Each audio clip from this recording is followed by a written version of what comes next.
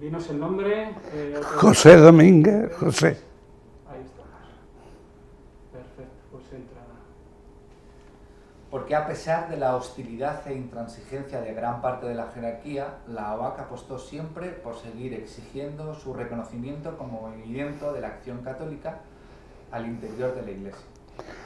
Bueno, hay muchas razones, pero la primera de todas es que la OAC fuera de la Iglesia no tenía ningún sentido. Y segunda, si no se hubiera exigido la existencia dentro de la Iglesia, hubiera dejado de existir.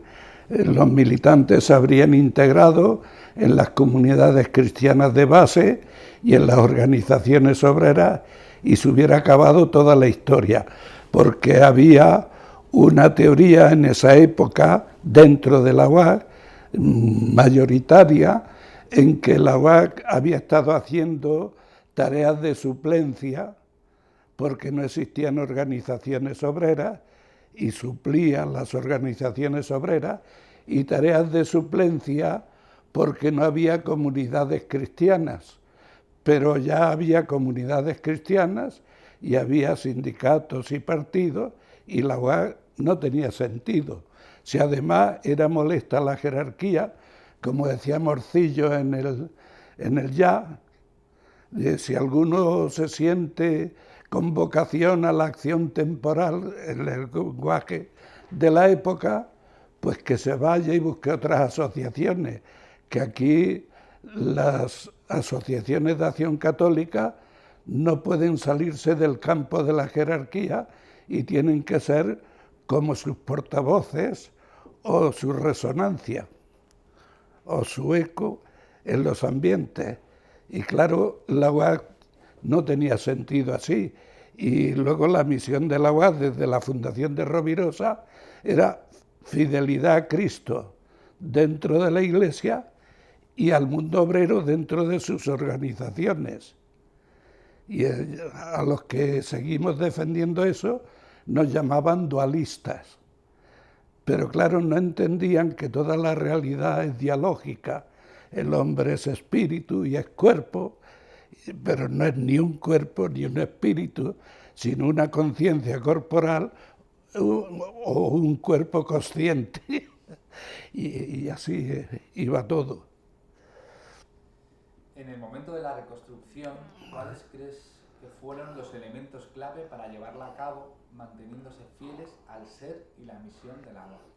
Bueno, nosotros habíamos entendido que el acta fundacional de la OAC fue el manifiesto comunitarista de 1949 y el pilar para reconstruir la OAC era tomar como punto de partida ese manifiesto y tratar de realizarlo. Pero hay que tener en cuenta, pues no se trata de que había que reconstruir la UAC porque apenas quedaron militantes antiguos, eran todos nuevos. Y al ser nuevos, pues digamos que más que una reconstrucción, era una recreación o una fundación. Y entonces los pilares es el que ya he dicho, fidelidad a Cristo dentro de la Iglesia y fidelidad al mundo obrero dentro de sus organizaciones. Y como guía, digamos, el comunitarismo, el manifiesto comunitarista, que ni es comunismo, ni es anarquismo, ni es un manifiesto comunista rebajado, como decían muchos, entre ellos muchos militantes de la UAC, sino que era una referencia al comunitarismo del Nuevo Testamento, al comunitarismo evangélico, y pues sabréis que constantemente se repite como un refrán la comunión de vida, la comunión de acción, la comunión de bienes. Bueno, y el Coping, la serie Coping de las obras de Rovirosa, eran un despliegue de todo eso, nuestra visión, digamos, de lo que debía ser una sociedad justa, igualitaria, de hombres libres. Pues esas eran las referencias. Lo que pasa es que la época era distinta estábamos inmersos en una coyuntura radicalmente diferente a la fundación de la UAC y no todas las metodologías servían igual con la nueva gente y había que inventarlo todo. ¿Cometimos errores? Yo creo que muchos, pero a pesar de los errores, creo que acertamos en las cosas. Nos equivocamos, sí, pero otros se hubieran equivocado igual o más. ¿En qué medida ese momento de reconstrucción de la OAC sentó las bases de la OAC actual? Bueno, ya eso respondería. Si no hubiéramos reinventado, recreado la OAC actual no existiría. Más base, es decir, porque la UAC dejó de existir prácticamente en el año 69, en septiembre de 1969, la UAC dejó de existir.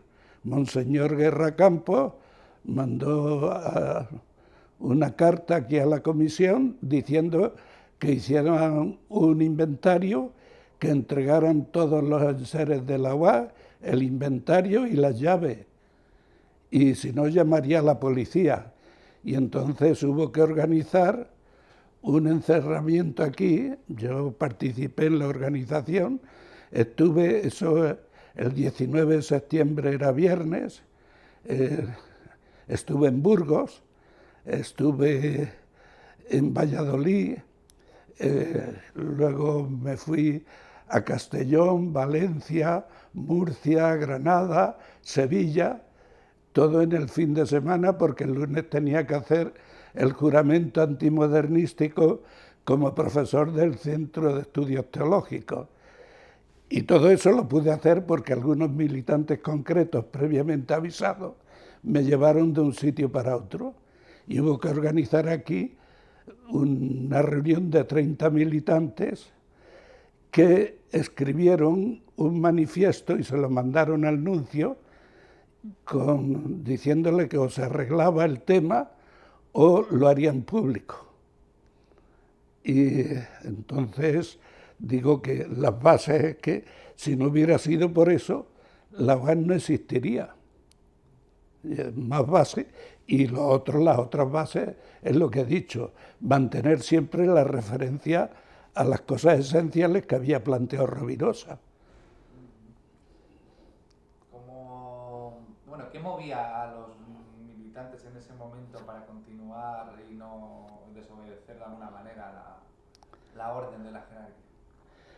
Hombre, se habían comprometido en serio, primero porque nosotros hablábamos de que había que ayudar a que la Iglesia se acercara lo más posible a sus orígenes.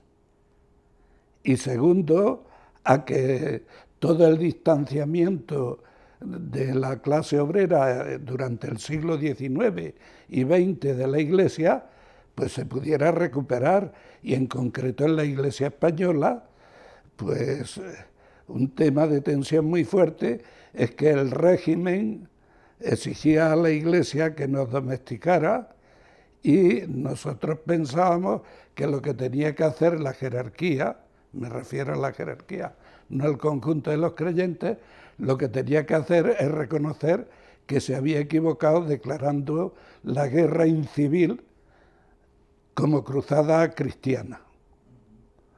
Y claro, pues estábamos convencidos de que ese era nuestro compromiso cristiano fundamental, seguir para que la Iglesia no lo perdiera todo y se desligara del nacionalcatolicismo.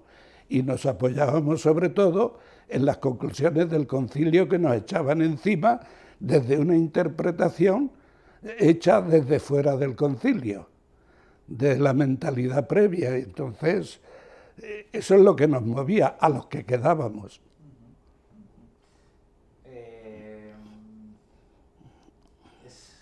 ¿Cómo se recondujo la situación para que continuara? ¿Y por qué ese especial empeño en tener a la jerarquía, si no en contra, por lo menos, al lado, porque habría sido más fácil, Sí, quizás para vosotros en ese momento, evitaros la relación con la jerarquía. pero eso no tenía ningún sentido. Ser una secta cristiana criticando a la jerarquía, ¿qué sentido tiene eso? Ya habéis visto la historia de las comunidades cristianas de base. ¿Dónde están ahora?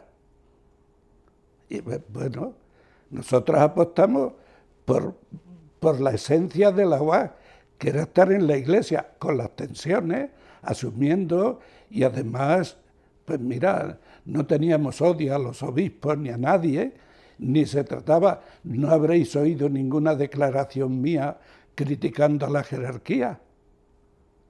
Y bueno, no me trataron especialmente bien, lo puedo decir con toda claridad, pero no me habrá oído nadie, y lo poco que he dicho en público, previamente se lo había dicho a ellos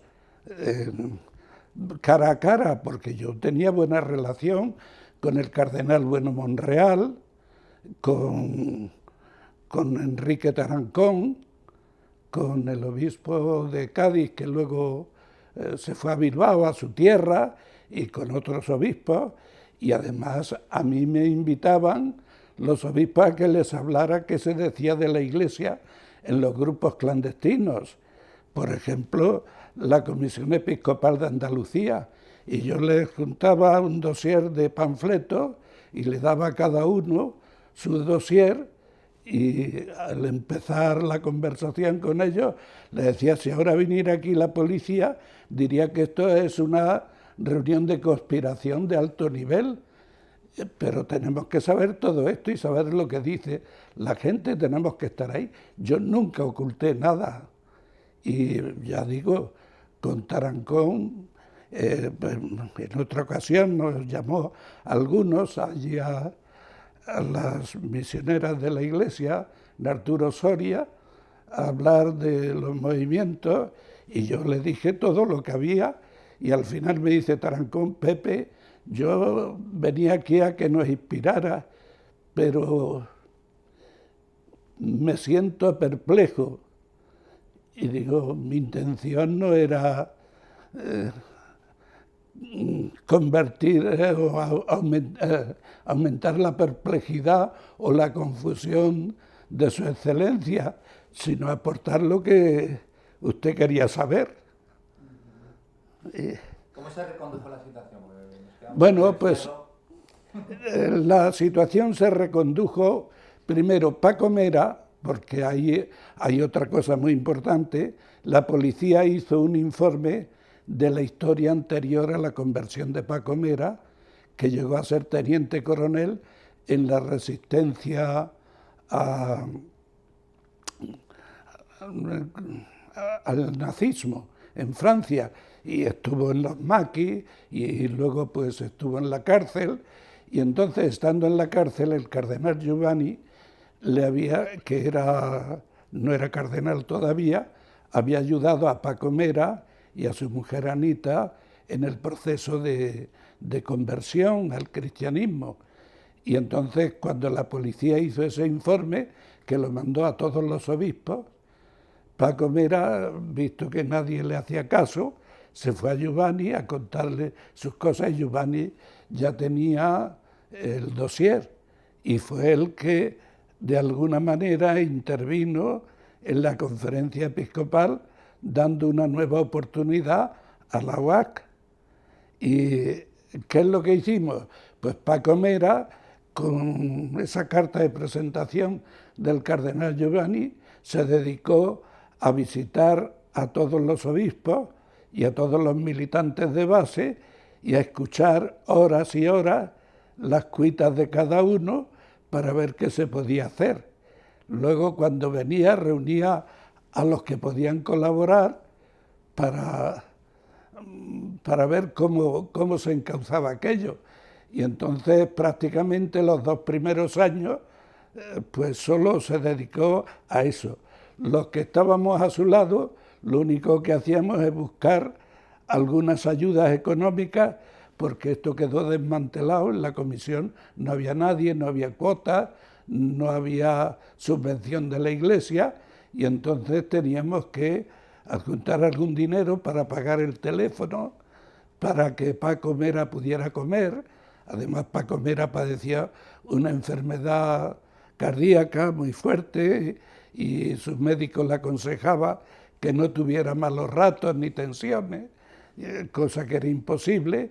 Su mujer y sus 2 hijos se fueron a Gerona, pero viendo que él no quería irse allí, se vino uno de ellos y estuvo aquí, y todos los que estábamos en Madrid, o que veníamos por aquí, pues tratábamos de ayudarles para que pudieran vivir. Pero no había nada así. Y así empezamos, hasta que ya, pues digamos, los grupos que se iban haciendo siguieron en contra de lo que hay escrito en la aproximación a la historia de la UAC, siguieron haciendo, como siempre, el cursillo apostólico y el plan cíclico. Esos fueron los instrumentos primeros y básicos. A partir de ahí, como estábamos en otra coyuntura, empezamos a construir otras cosas. Pero eso fue así. ¿En qué medida crees que las intuiciones y apuestas de la UAC de la primera hora son operativas y vigentes en la realidad actual? Hombre, yo pienso que, por ejemplo, todo aquello que decimos en Cristianos y Revolucionarios está, todo aquello de las plataformas de unidad popular y todas esas cosas, si se examina la historia del 15M o todo lo que fue toda la historia de los indignados desde 2011 hasta las realidades actuales, yo pienso que no nos equivocamos en el análisis de futuro. Si leéis el libro de Rafael Díaz Salazar, Justicia Global, donde cuenta todo lo que es el foro de Porto Alegre, los 3 foros, el primero, el segundo, en el que él da la lista de los movimientos y hace una síntesis de los planteamientos, veréis que cuadra perfectamente. Y eso es muy posterior, lo han inventado todo después, pero ya todo eso está en nuestros escritos. Si los comparáis, no hay el mismo lenguaje. Yo recuerdo aquí en la Comisión de la UAC, por ejemplo, el año 72, cuando nadie hablaba de ecología, ahora ya veo que publicáis muchas cosas en Noticias Obreras, pero aquí teníamos una tertulia después de comer en Correo y uno de los temas recurrentes eran la trilateral, que estaba gestándose entonces, se llegó a terminar en el 73, pero ya sabíamos que David Rockefeller andaba por ahí y teníamos ya la primera versión del mundo del Foro Económico Mundial de Suiza, que le cambiaron el nombre en el 91, y esas eran las conversaciones. Hablábamos de ecología aquí en el 72, cuando nadie hablaba de ecología. ¿Qué quieres que te diga? Si estábamos... Lo que pasa es que no podíamos llegar a todo y teníamos contactos con todos los grupos. Los GOEs que hicimos, pues claro, suponía tener acceso a todos los panfletos de todos los grupos sindicales y políticos que había, la URT, el MC, Bandera Roja, y teníamos todos los panfletos y hablábamos con todos los dirigentes. Todo eso que dicen de que queríamos un partido que lo fuera todo eso es mentira. Al contrario, lo que queríamos es que la gente, si se metía en los grupos, pues que fuera consciente. Y la crítica, si leéis la introducción para examinar los grupos en los GOE, leed mi introducción y veréis lo que os he dicho antes del manifiesto comunitarista. Veréis que se pregunta por eso, porque se trataba de hacer eso. Y yo pienso que la realidad que tenemos hoy, pues es como aquella, un pluralismo. Y ni siquiera porque entonces lograron hacer una ley electoral que se trataba de reducir el pluralismo político. de la derecha y la izquierda al bipartidismo inglés. Eso no surgió por casualidad. Está pensado y se manipuló la ley D'Hondt, se manipuló para que eso fuera así. Lo que pasa es que actualmente todo eso se ha desbordado, como era lógico, y tampoco éramos beatos de todo eso, porque éramos muy conscientes, si habéis leído alguna cosa de las que yo he escrito sobre el mayo del 68, éramos conscientes de la crisis del PC en Francia, del PSOE en Francia, de los trotskistas que fueron más activos en el 68, y estábamos en esa, sabíamos que no iban a ninguna parte, quisieron aprovecharse la herencia, el legado del 68 y no lo lograron. Los únicos que despegaron del 68 independientemente fueron los movimientos ecologistas, pero poco a poco se fueron dando de baja muchos militantes y fueron surgiendo las ONGs y los movimientos sociales que habían tratado de dirigir desde los partidos, y éramos conscientes de todo eso. Entonces, nuestras críticas, o de alguna manera no ser plenamente devotos de empujar a la gente a integrarse en los partidos, sino después de pensarlo, era precisamente por esto, porque sabíamos que todo eso estaba condenado al garete. Yo especialmente, que conocía los escritos de Edgar Morin, pues decía Edgar Morin que eso de la unidad de la izquierda, que era la goma de mascar con clorofila, que no tenía sentido. Fue un artículo escrito en caliente a finales del 68 y otro que escribió el 78, después del 68, a los 10 años, y todos éramos conscientes de todo eso. ¿Sí? Y ahora se está viendo. Lo que pasa es que algunos ni se dieron cuenta de aquello, ni se han dado cuenta de lo que existe actualmente. Ahora, decirme a mí, la UAC actual, yo es que no sé, salvo lo que sale en Noticias Obreras, de la UAC actual no sé nada. Muy bien. ¿Qué personas llevas especialmente grabadas en este proceso de tantos años y por qué? ¿Cómo? ¿Qué personas llevas grabadas? ¿Qué personas han dejado huella en la historia de la UAC? Hombre, por supuesto, Rovirosa, desde que lo conocí en el seminario el año 72, me pareció que estaba en otro plano como persona humana. Y el caso de Paco Mera, para mí, pues fíjate tú, estando con la enfermedad cardíaca en la cama que le mandó el doctor, y estaba yo a los pies, y yo le estaba diciendo: Paco, debes de irte con tu mujer Anita y dejar esto, que no logramos arreglarlo, vete allí.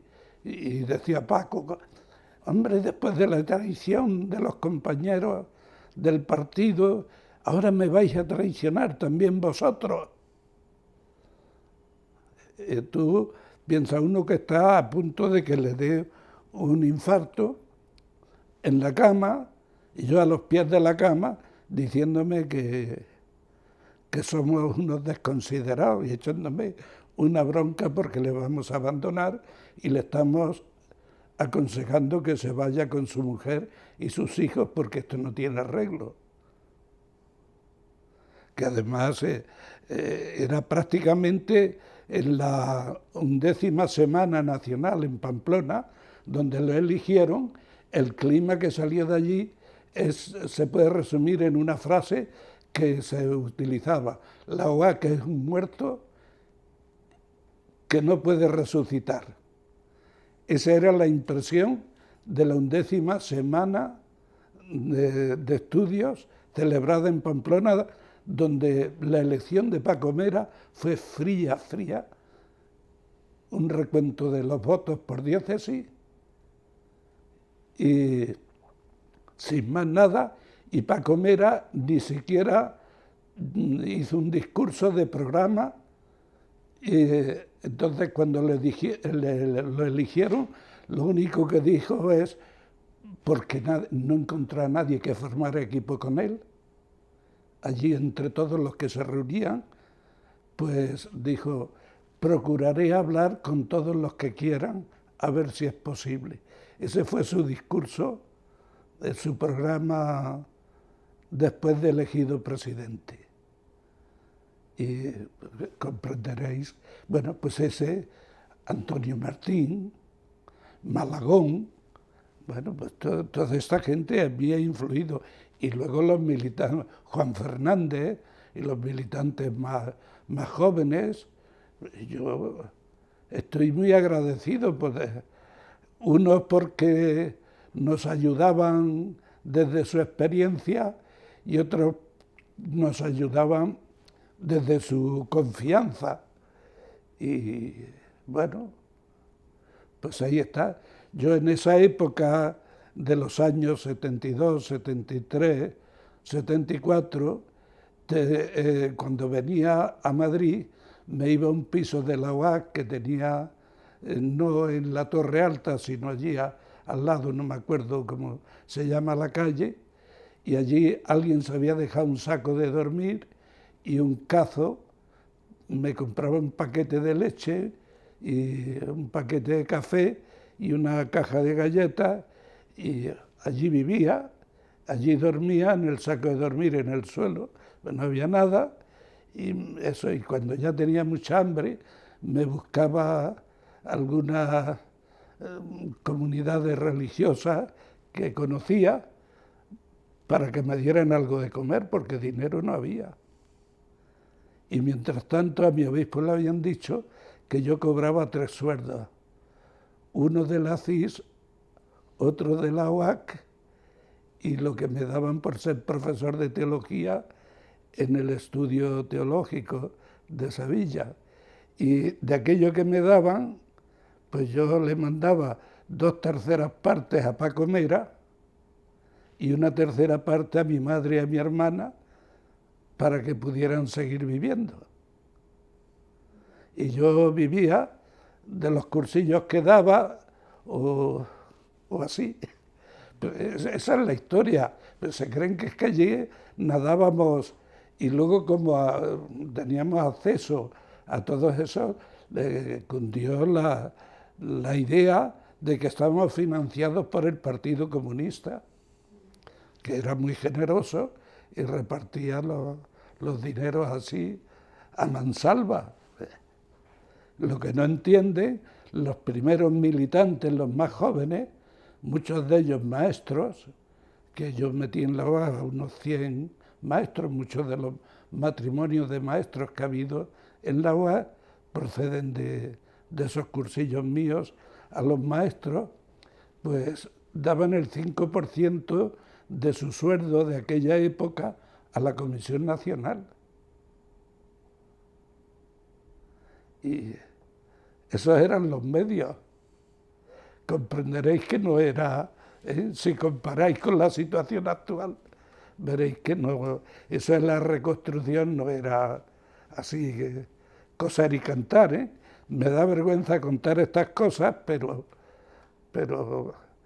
el grupo de Juan Fernández, cuando se fue a Andalucía para hacer OAC, Juan Fernández, su mujer, sus 5 hijos, Maripaz Millán, Mari Carmen y la otra Carmen Manterola, estuvieron buscando cuevas en Granada y en Guadix para irse a una cueva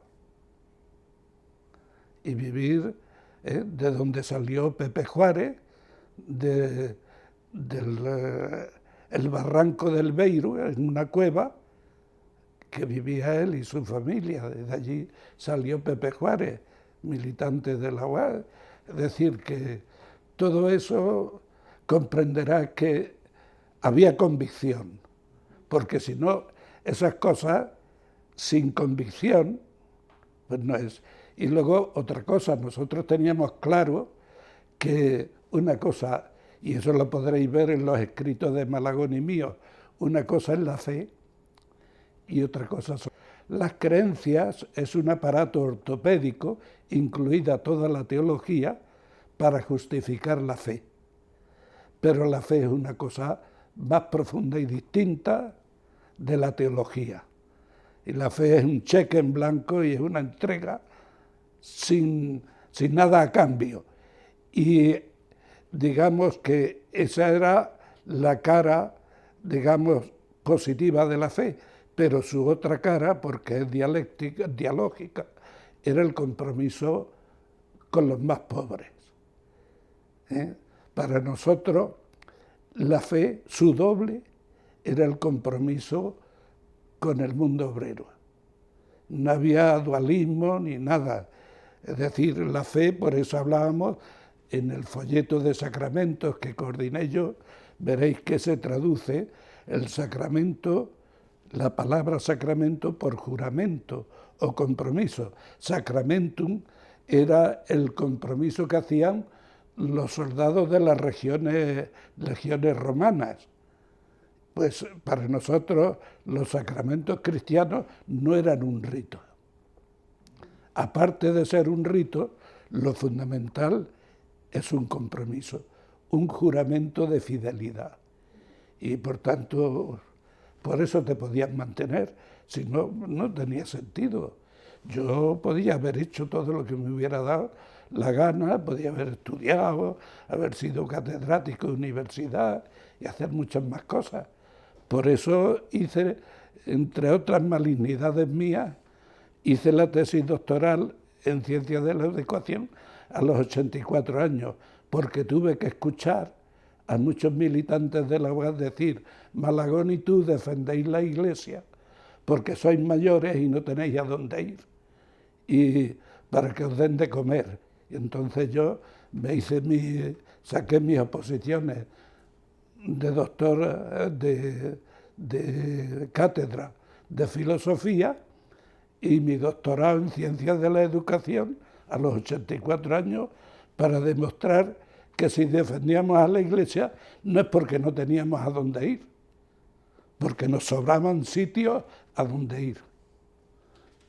¿Qué cosas acentuar de la UAC hoy? ¿Qué cosas echas de menos o en falta en la UAC de ahora? De eso yo no puedo hablar, porque, digo, conozco a militantes concretos, pero salvo Noticias Obreras, ya felicité a Abraham, porque yo era muy amigo de su padre y de su suegro. Bueno, pues ya lo felicité porque creo que la orientación que tiene actual Noticias Obreras es la mejor que podría tener. Si en realidad los militantes son consecuentes con lo que publicáis en Noticias Obreras, pues yo estaría muy contento, si son coherentes con todo eso. Pero no puedo decir porque es que, como el malo de la película era yo, cuando me fui, procuré no intervenir, porque a mí no me gusta, veo muy mal lo que hacen algunos líderes políticos cuando pierden y siguen, que tenéis cosas muy recientes, creen que pueden seguir influyendo en sus organizaciones y marcando la política. Yo, cuando ya no me necesitaron, dije adiós y hasta ahora. No quiero ni ser el bueno ni el malo de la película. Muchas gracias. Yo por mi parte... Pues nada, os recomiendo lo que os he dicho, he traído aquí el libro que me regalasteis, me regaló la comisión. Estos fueron muchas horas de conversación. Sí, ya lo decía también Díaz Salazar. Y tengo aquí la dedicatoria de la comisión.